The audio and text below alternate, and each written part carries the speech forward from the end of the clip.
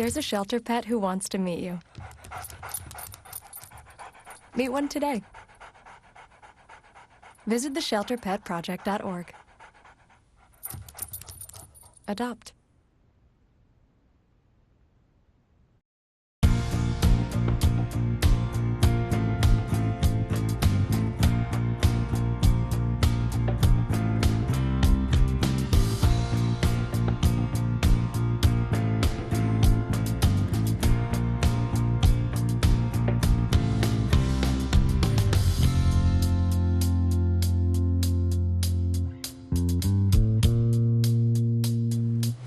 Welcome to Community Spotlight. I'm your host, Leah Hasledge.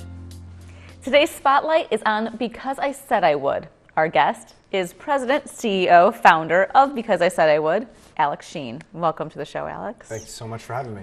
Start off by telling us about Because I Said I Would and how you got started with the organization. Yeah, it seems like a lot of people don't keep their promises anymore, and that has a pretty big cost to society. I once knew someone who was good with their word. My father, if he said he was going to be there for you, he showed up. And he's far from a perfect person, but he kept his promises to me and to my brother. Unfortunately, my father died of small cell lung cancer on September 4th of 2012. Because I Said I Would was actually the title of his eulogy. Because too often these days people say things like, I'll get to it, or tomorrow. But one day there is no tomorrow. And the promises that we make and we keep, and those we choose to dishonor, that defines a lot about who we are and our character. So Because I Said I Would was the title of his eulogy, and I introduced the thought of the promise card that day. It's something that I hope that could help people just hold themselves accountable to their commitments. But that's how it all started, and it started snowballing into what it is today. Tell us about the promise cards. Yeah, absolutely. It's just a small piece of paper. It says Because I Said I Would on one side, nothing else on the other. And you write a promise on the card, you give it to someone, you tell them, I'm going to fulfill this promise, and when I do, I earn the card back. It's a symbol of my honor, my respect, it's my property, I'm coming back for it. You go, you fulfill your promise, you earn that card back, and you keep it as a reminder that you're a person of your word. Maybe someone like Al Sheen was to his sons. I offered these for the first time, like I said, at my father's funeral, and I said I would send 10 to anybody, anywhere, to anyone at no cost, physically mail them, which is the dumbest financial decision I've ever made in my whole life. We've distributed over 9.81 million promise cards to over 153 countries around the world, and by request only. Incredible. Yeah. Incredible. In the last 6 years since he's passed. Wow. And I bet he's really proud. I hope so. He was that Asian immigrant father who was hard to please, and but I hope that he's proud of what it's become. I'm sure he is. Now, aside from the promise cards, you offer a variety of programs through Because I Said I Would. Tell us about these different programs. Yeah, I think a lot of people know us because of the promise card and the viral nature of kind of how it's spread. People would write things as small and cute as something like a little girl who's 4 years old writes, I will sleep in my own room tonight, right? Something like that. Or I saw a kid write, I will not hit my brother as much, right? Like, it's one of those things. Just trying the to. parents are happy Just about those. one step at a time, one step. So it could be small things like that, but it ranges as far as the human experience. I mean, there are people who write, I will not kill myself on this card. And for those who are going through post-traumatic stress disorder, whether that's because of abuse they've felt or because of what they had to go through to serve our country, there are many things that are written on this card. That's what people think of, but like you said, our programs are much more than that. We do character education programming in schools, so that's teaching kids things like honesty, self-control, accountability in the classroom. Fairview Park has a chapter of our program. We have one in Akron as well.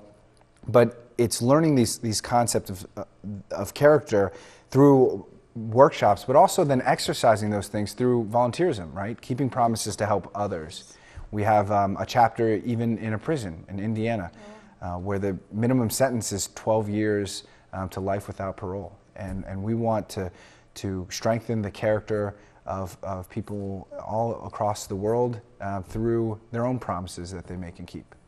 Aside from like the elementary ages you were just speaking about, you go into high schools as well. Yeah, absolutely. Actually, our chapters are in high schools, and that's somewhere where I think kids are defining who they are, and when we look for respect at that age, I think there's a lot of unhealthy ways you can do that, even sometimes silly ways like coloring your hair. I used to do that in high school, but you know, if you're looking for respect, what better way to get respect than to be a person of your word?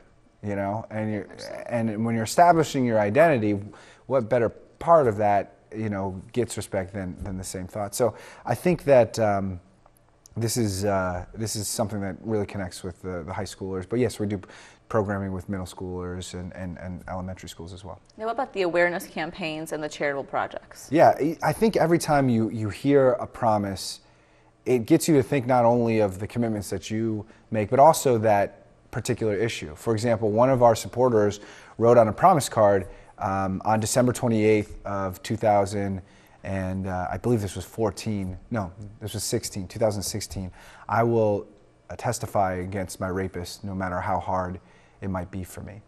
So when we talk about the thought of an awareness campaign, it really is just people sharing these cards on social media and those influencing those around you. Yes, we've had some things that have gone worldwide viral, but I think that when you see a friend make a promise like that, that's the type of awareness campaign that gets you to think. But again, that can only be, you know, pushing the first domino. I think the strength of our programs in other areas needs to be there, because it can't just be some, you know, a sad story. It can't just be some words through a microphone. We really have to create programs that get people out in their community and making a difference. Now, your new book, aptly titled Because I Said I Would, is available now in bookstores and online. Yes. Tell us what influenced you to write this book. Yeah, you know, early on, and Because I Said I Would, as it was growing pretty quickly, actually out of my house in Lakewood, Ohio, you know, in my family room, processing all these cards, you know, the attention that I got early on was really geared towards like, oh, Alex, do a TV show. Alex, do I don't know, all kinds of stuff. But I knew what it was like to have something get 3 million views in a day. People see it, they like it, there's a small amount of impact, but the truth is things are going viral all the time, as we're talking right now. Right. The truth is that people would see it and then not a whole lot of follow-up. So I wanted to wait for what now is 6 years to build all this programming in schools, prisons, our character education, volunteerism. What we have now is at least positioned to say, okay, I read the book, now what do I do? I wanted to have answers to that question, and so part of what inspired me to write the book now was that. But honestly, a lot of it just has to do with sharing the stories with others. Some of the things that I've said, they've got really deep background stories, and I think it teaches us life lessons that are important not only for us, but for the next generation. And since 100% of the proceeds are going to the charity, I was really thought the time was right. And so these have obviously promised stories in the book. Do you have a favorite one in particular? You know, it's hard to say that there's a favorite one, but one that certainly stands out a great deal to me is the story of Colonel Parker Schenecker. Colonel Schenecker served our country for 27 years in the U.S. Army, 20 tours in the Middle East. In January of 2014, and I'm hoping I'm getting the year right, he was in the country of Qatar. And now he was just there for military intelligence. He was setting up for a conference call with CENTCOM headquarters back here in the States. And he sees two men walking towards him. They're in battle dress. So he thinks, you know, that's very common. But then this thought rings in his mind, and it's an Army regulation. And it's the procedure that they go through to let you know that somebody has passed away in your family, how they tell a soldier. So he thinks it's going to be his mother, because his mother's in her 70s at this time, but that's not what he's told. He's told that both of his children had been shot and killed by their mother, and he was to come home to take care of their services. Bo was 13, Calix was 16. And all the news wanted to talk about was how they died, what gun was used, where did it happen. And he wrote on a promise card, it says, I will remember how they lived. He laminated that. He carries it around every single day. And he started a charity to help kids go to college where he wanted his kids to go. So that's just one of the stories. And it's hard to say that there's a favorite, because even when I say favorite and I say that story, those words don't match for some reason to me because of the loss and tragedy. But it's something that has taught me things about moving on, and I appreciate his support of our cause. It probably is something that resonates with other people.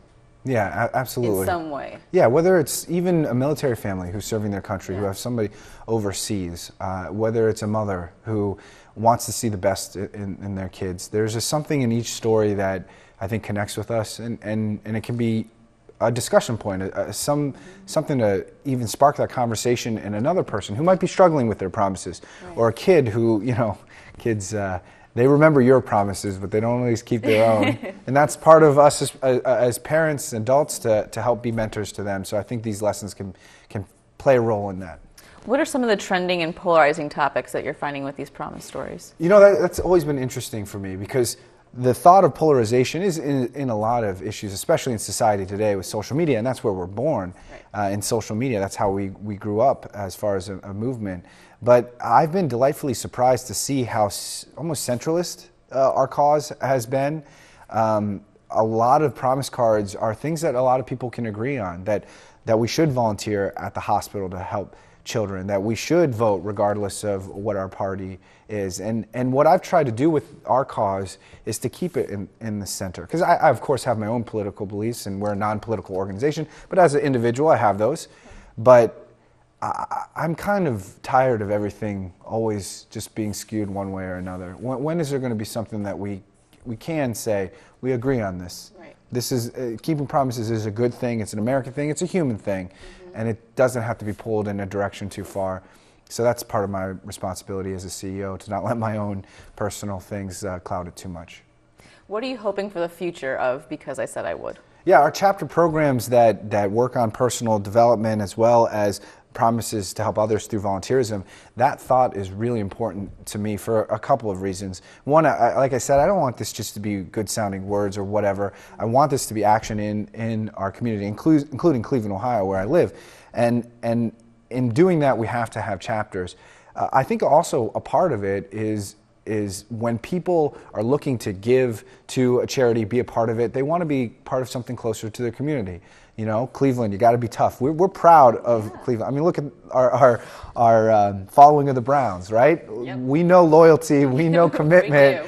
We do. We're glutton for punishment. Exactly, right? Being a Browns fan is strengthening your character. That's a lesson in itself. We promise not to give up. Yes, exactly. But I think we should be proud of where we're from. I'm proud to live in Lakewood, in Cuyahoga County. I'm proud to be from the area. And I want to create something where people can be a part of something locally and say, keeping promises, a handshake means something. That's not something in the past. That is today, that is now, and that is Cleveland.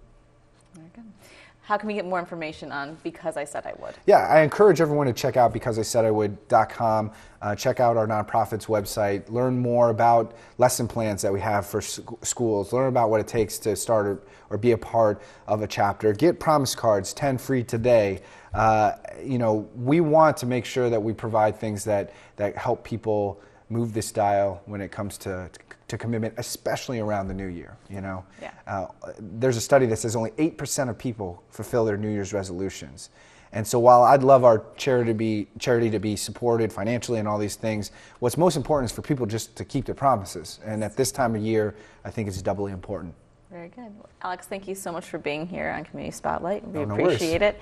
And thank you for tuning in. Of course, we'll have all this information for you on our website, tv20cleveland.com. I'm Leah Haslage. Until next time.